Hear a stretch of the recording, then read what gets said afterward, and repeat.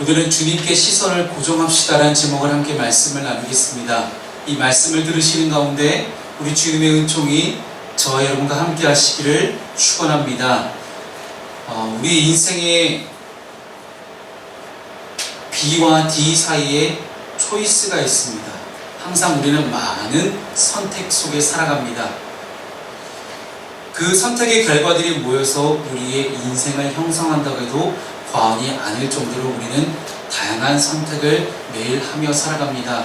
오늘 아침에 우리는 이불 밖은 위험해, 집 밖은 추워 하면서 아마도 교회 가기를 꺼려했을지도 모르겠습니다만은 분명히 우리는 교회 와서 예배를 드리는 것을 선택했고 그 선택을 우리 하나님께서 여러분들을 축복하실 것입니다.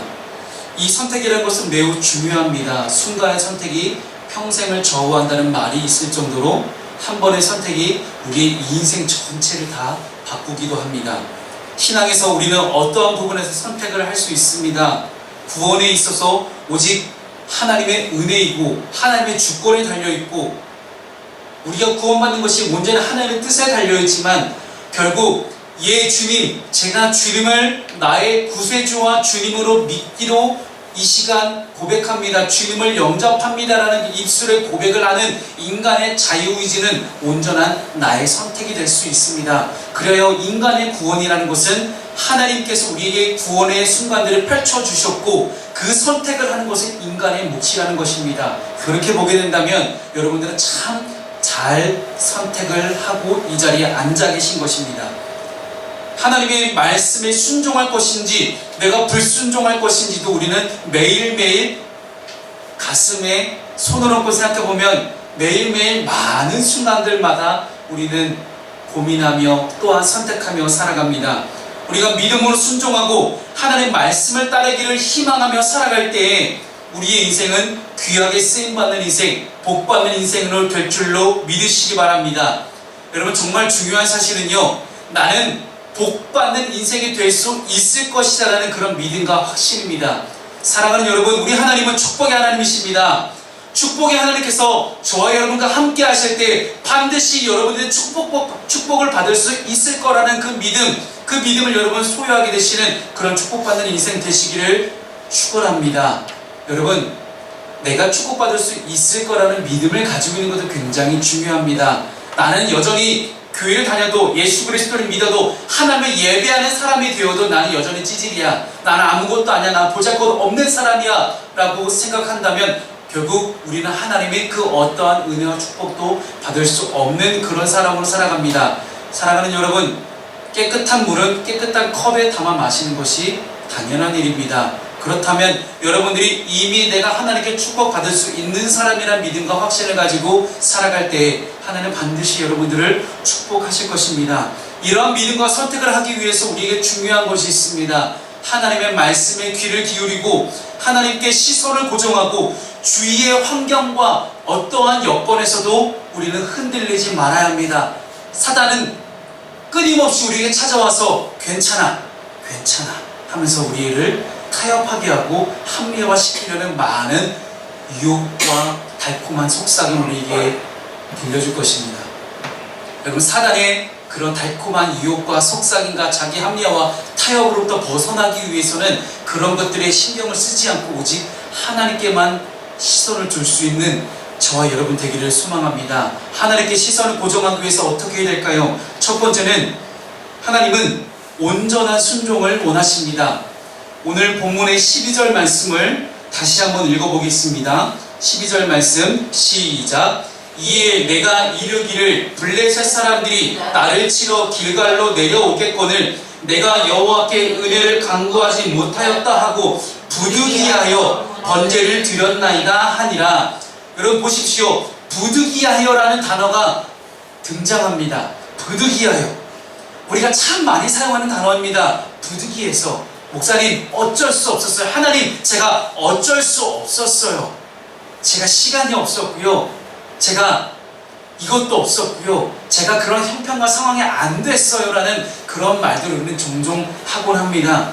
오늘 본문을 보면요, 여러분, 사울이 내가 사울이라면, 여러분들이 사울이라면 조금 억울한 면이 없지 않아 있습니다. 사울이 아무런 근거 없이 하나님께 번제를 드리고 하나님의 말씀을 어기고 하나님의 율법을 어긴 것이 아니었다는 거예요. 여러분 본문 8절을 보시면 사울이 정한 대로 기한한 대로, 그러니까 정한 기한대로 기다렸다라고 기록합니다. 정한 기한대로 기다렸다. 약속된 기간이 있었습니다. 그 약속된 기간에 사무엘이 오지 않았으니 사울이 얼마나 당황했겠습니까? 게다가 이스라엘은 지금 블레셋과의 전투를 앞두고 있습니다.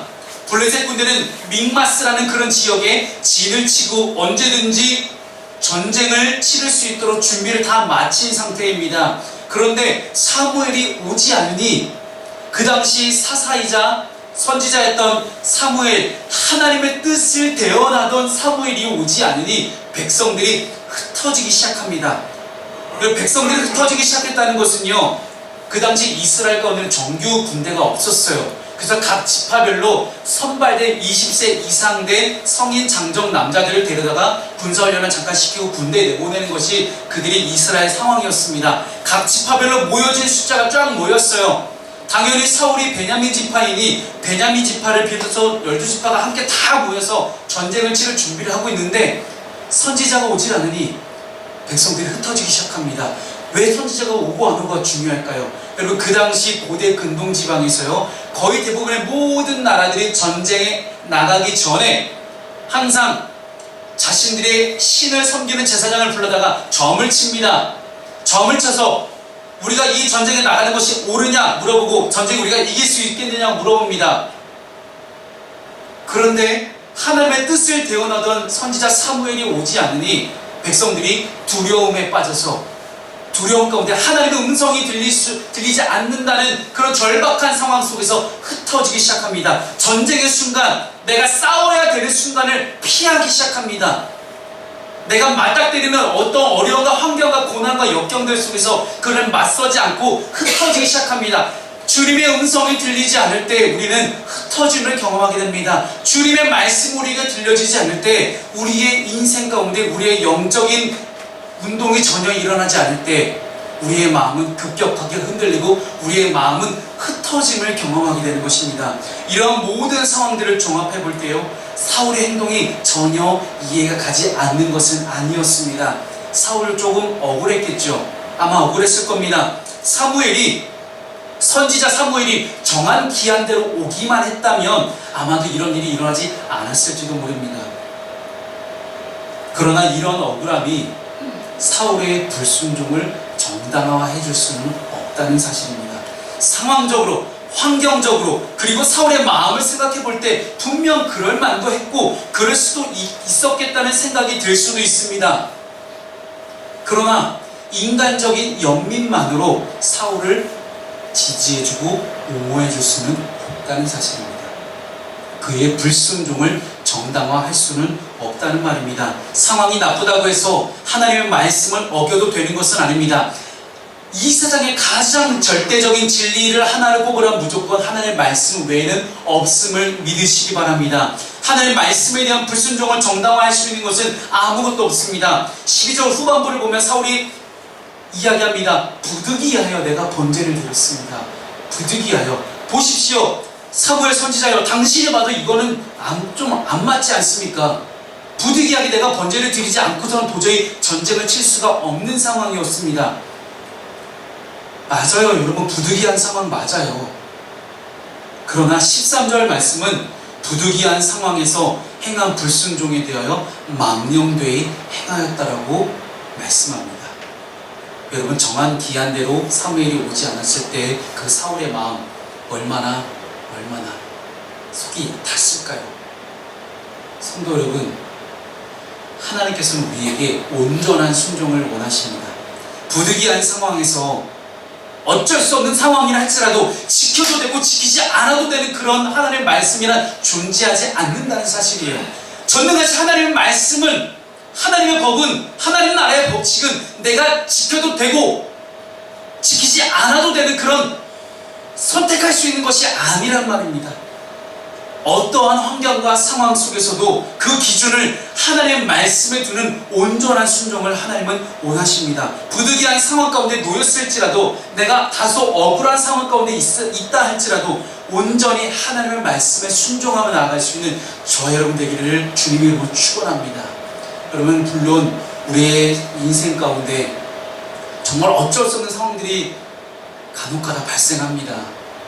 그런데 여러분, 어쩔 수 없는 그 상황들 속에서 우리가 분명히 기억해야 될 것은요, 우린 여전히 안 되는 쪽, 그리고 내 상황과 환경만을 바라보고 있다는 사실입니다.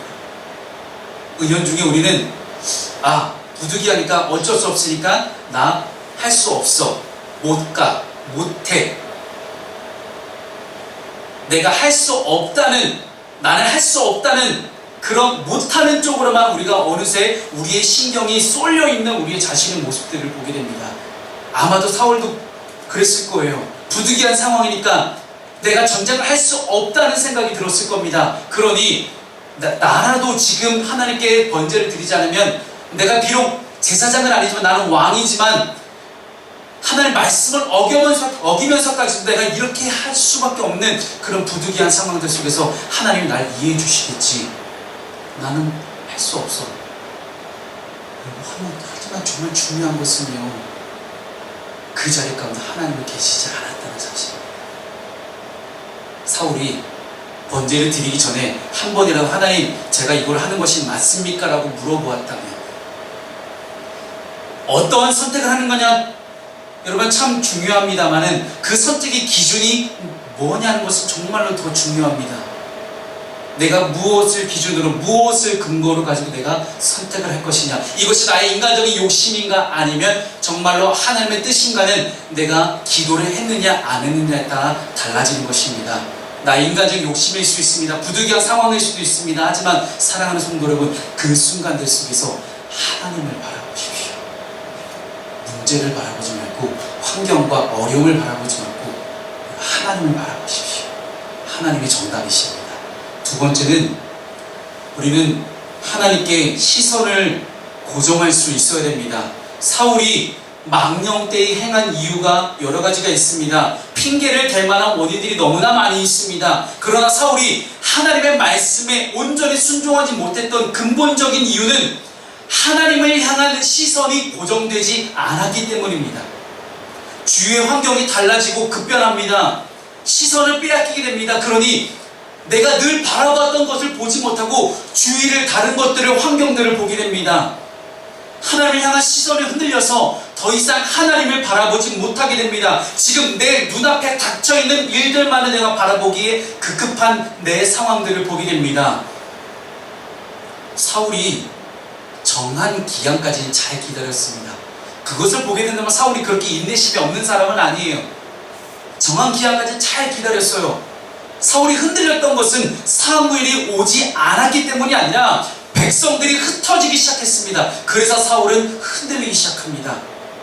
사울의 시선은 하나님이 아니라 백성들을 향해 있었습니다. 나를 따르던, 나를 왕으로 지지해주던, 나와 함께 전쟁에 나갈 수 있었던 그 수많은 백성들이 흩어지는 걸 보고 나의 힘이 빠진다고 생각하고, 나의 세력이 약해진다고 생각하고, 내 인기가 점점 떨어진다고 사울은 생각할 수밖에 없었습니다.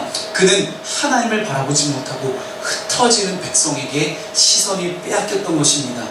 베드로가 물 위를 걸을 때, 주님을 바라보고 똑바로 걸을 때는 물 위를 걸을 수가 있었습니다. 그러나 주님을 바라보지 못하고 바람 가운데 거대한 풍랑을, 파도를 바라보았을 때 그는 결국 물에 빠지고 맙니다.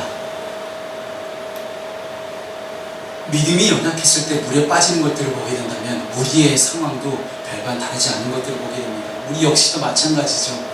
하나님을 향한 우리의 시선을 고정할 수 있어야 됩니다. 주위에 어떠한 일들이 일어난다 할지라도, 우리의 믿음을 연약하게 만들 만한 그런 요소들이 너무나 많다 할지라도 거기에 시선을 빼앗기게 되면 결국 우리는 넘어질 수밖에 없게 됩니다.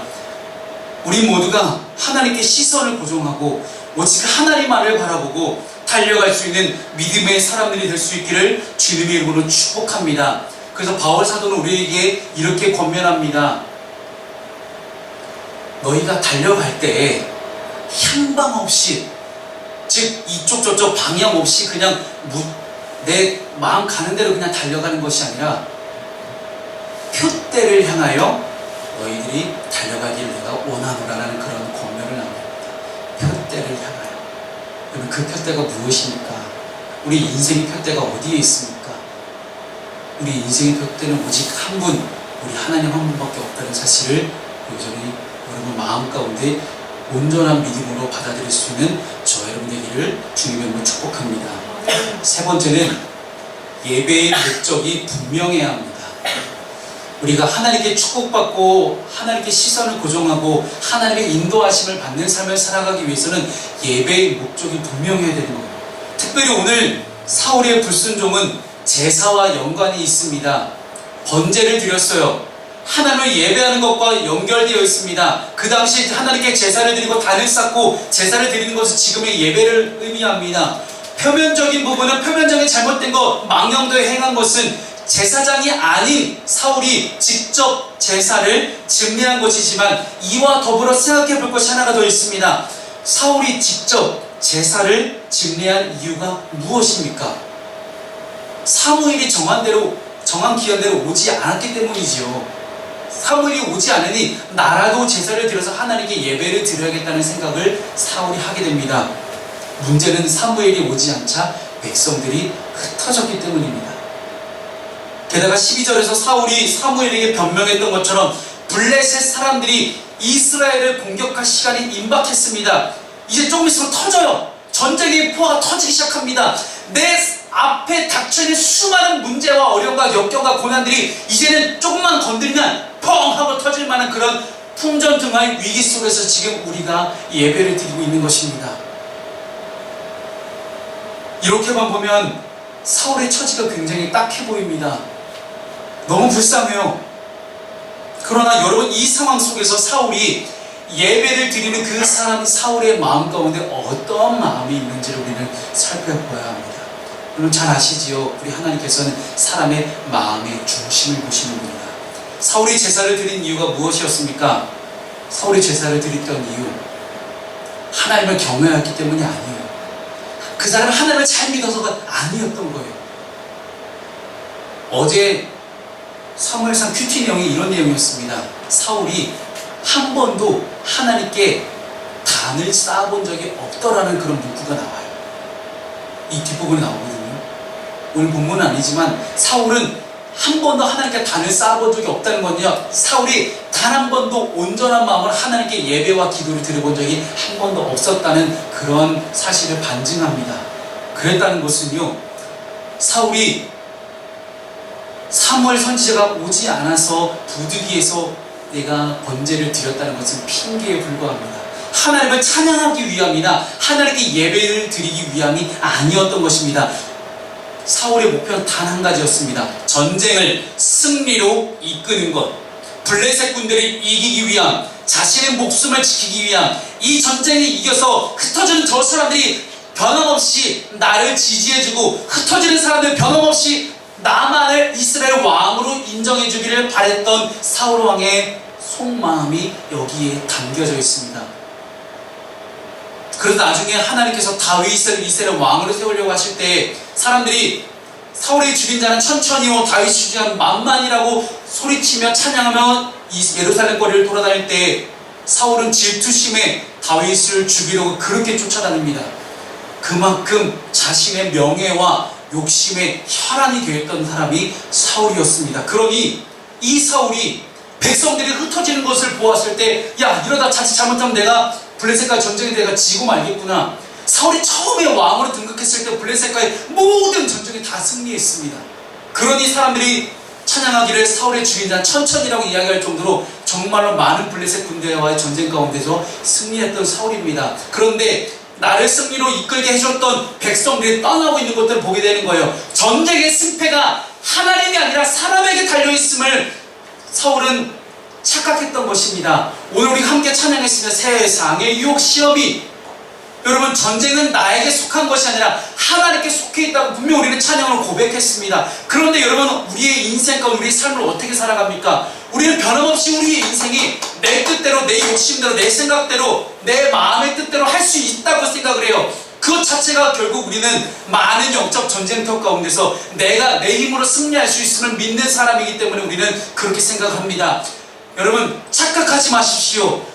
우리 인생을 만드신 분이 우리 하나님이십니다. 그렇다는 것은 우리 인생의 모든 화복이 다 하나님께 달려있음을 여러분은 믿음으로 바라볼 수 있는 저형 되시길 주님의 이름으로 축원합니다. 사랑하는 여러분, 이 사실을 모르는 분들은 아마 없을 거예요. 사울이 몰랐을까요? 지금 이 자리에 앉아있는 여러분들이 과연 모르실까요?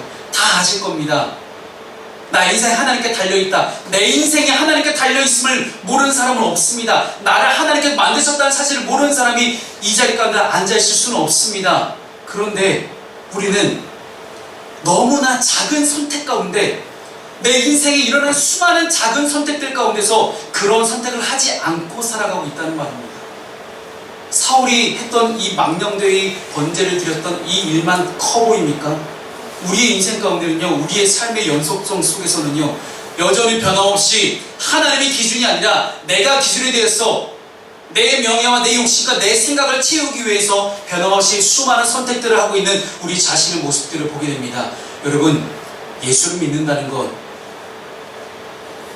제가 목사가 돼서도 성경을 다시 한번 읽어보면서도 끊임없이 성경 공부를 하고 다시 한번 묵상을 하고 기도를 하고 하나님께 나아가서 예배를 해봐도요, 변함없는 사실 중에 한 가지는 예수 믿는 게 참 힘들어요.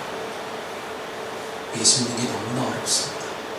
교회 와서 예배 드린다고 해서, 내가 교회 와서 엉덩이 붙이고 앉아있다고 해서 구원받는 것도 아니고 예수 믿는 것이 아니라는 사실을 여러분 분명히 아셨으면 좋겠습니다. 우리가 예수 믿는다는 것, 내가 구원받는다는 것, 기준은 딱 한 가지입니다. 예수를 믿는 것. 예수 믿는 것이 무엇입니까? 예수 믿는 것은 결국은 내가 죽고 내 안에 예수가 사시는 삶입니다. 나의 모든 결정적인 선택의 순간 가운데 나의 선택이 아닌 주님의 선택이 될 수 있도록 나를 내어드리는 삶, 그것이 바로 예수 믿는 삶입니다. 그러니 많은 이들이 교회를 다닌다고 이야기를 하면서도 여전히 불법과 부조리 속에서 살아가고 있는 것입니다. 지난 한 주간 제 마음을 경노하게 했던 그런 일이 있었습니다. 한 여자 검사가 폭로했습니다. 미투 하면서 폭로를 했죠. 미투, 나도 그런 일을 당했다. 그런데 그 성추행을 했던 다른 남자 검사는 한 교회, 대형 교회에서 세례를 받으면서 자신이 어떻게 회개를 했는지에 대해서 자기의 삶을 나누며 간증을 합니다. 겉으로만 겉만 번지르르해 보이는 그 거짓된 간증 속에서 과연 우리는 단순히 분노함을 품어야 될까요? 아니면 그 사람을 가지고 반면교사로 삼아서 나의 삶을 되돌아봐야 될까요? 과연 우리가 그 사람에게 돌을 던질 자격이 있을까요? 이런 나쁜 XX 하면서 우리가 수많은 욕을 하지만 과연 우리가 그 사람의 욕을 할 자격이 있을까요? 저는 그 사람을 용서하자는 말이 아닙니다. 가늠하다 걸린 여인이 붙잡혀서 예수님 앞에 끌려왔습니다. 선생님, 어떻게 하면 좋겠습니까? 너희 중에 죄가 없는 자가 돌로 치라. 아무도 돌로 치지 못하고 도망갑니다. 사랑하는 여러분, 우리 모두가 다 죄인입니다. 그도 분명히 죄인입니다. 하지만 우리 또한 분명한 죄인이라는 사실입니다. 우리 또한 이 죄를 분명하게 해결하지 않으면 우리 또한 그 사람과 별반 다를 것이 없는 똑같은 죄인이라는 사실입니다. 그렇다는 것은 우리도 그 사람도 똑같이 매일매일 나의 욕심과 나의 욕망에 이끌려서 많은 선택을 하며 살아갔다는 사실입니다. 그것이 바로 예수 믿지 않는 길이라는 사실이었습니다. 그러니 교회 와서 예배를 드리는 것이 우리의 모든 잘못된 삶을 해결해 줄 수 있는 유일한 통로가 아니라는 사실입니다. 사울은 아마 생각했을 것입니다. 가볍게 내가 하나님께 번제 한번 딱 드려주면 하나님이 우리 이스라엘 축복하셔서 전쟁은 승리를 이끄시겠지. 성도 여러분, 우리가 어려움을 겪을 때에, 우리의 인생의 위기가 다가올 때에, 간절한 소망이 있을 때 우리는 하나님께 기도할 수 있습니다. 간구할 수 있습니다. 그러나 여호와 하나님께 드리는 이 제사는, 하나님 아버지께 드리는 이 예배는 예배는 내 개인적인 목적과 의도를 위해서 드릴 수 있는 것이 아니라는 사실이에요. 그래서 승리를 보장해주고 내가 돈을 많이 벌게 해주고 축복을 해주는 그런 도구로 사용하는 것이 아니란 말입니다. 하나님을 경외하고 영광 돌리며 그 가운데 부어주시는 은혜를 누리고자 우리가 예배의 자리 가운데 나오는 것이 아니겠습니까? 사랑하는 성도 여러분, 오직 하나님께만 영광을 돌리며 하나님만을 경외함으로 온전한 예배자로 설 수 있는 저 여러분 되시기를 주님의 이름으로 축원합니다. 지난 주간에 어떤 한 큰 교회 목사를 만나서 대화를 나눌 일이 있었는데 그 목사님이 저한테 그런 얘기를 하시는 거예요. 내가 부끄러운 고백이지만 실제로 우리 교회에 많은 정치인들입니다. 그들이 어떤 목적과 의도를 가지고 우리 교회에 오는지 나는 뻔히 알 것 같아. 그런데 내가 어느 순간 타협하고 있더라. 그걸 우리 후배 목회자들 앞에서 하시면서 그 솔직한 그 고백과 회개가 저는 정말 감동이 됐습니다. 여러분, 예배는 절대 목적이 되어서는 안 됩니다. 예배는 오직 하나님만이 남으시고 하나님만이 홀로 영광 받으셔야 되는 자리가 예배의 자리입니다. 단순히 내가 한 주간 지었던 죄를 이곳에 다 털고 하나님 됐죠? 저 예배 드렸어요? 이제 끝? 하고 가서 나의 모든 죄를 처리하는 그런 쓰레기 집화장이 아니라는 사실입니다. 하나님께서 우리에게 많은 선택권을 주셨습니다. 그것이 바로 하나님의 사랑의 증거입니다. 우리에게 자유의지를 주셨으니 그 자유의지가 하나님의 사랑의 온전한 증거가 됩니다. 하나님의 말씀에 순종하며 하나님께 우리의 시선을 고정하고 비록 시험과 환난이 다가오지만 그럼에도 불구하고 끝까지 하나님을 붙드는 삶을 우리는 선택할 수 있습니다. 우리가 지금까지 그렇게 선택을 안 했다 할지라도 우리는 지금부터 지금 이 순간부터 12시 이 시간부터 우리는 하나님만을 선택하고 하나님께만 시선을 고정할 수 있는 그런 선택을 우리는 이제 할 수 있습니다. 이 선택이 바로 하나님을 향한 믿음의 선택이며 믿음의 선언이자 믿음의 삶의 고백인 줄로 믿으시기 바랍니다. 세상이 아니라 하나님을 신뢰하며 선택하는 것입니다. 하나님께서는 그러한 선택을 우리 모든 사랑하는 백성들을 절대 버려두지 않으실 것입니다. 고난을 이겨낼 힘도 주실 것이고 풍랑을 잔잔케 하시고 베드로처럼 물 위를 걸어오는 그런 축복도 우리에게 그러한 은혜도 우리의 그러한 하나님의 임재도 경험하게 하실 것입니다. 사랑하는 여러분, 우리 모두가 앞으로 여러분의 인생 가운데 하나님께만 시선을 고정하며 살아가시는 저 여러분 되시기를 주님의 이름으로 축원합니다. 기도하겠습니다. 사랑의 하나님,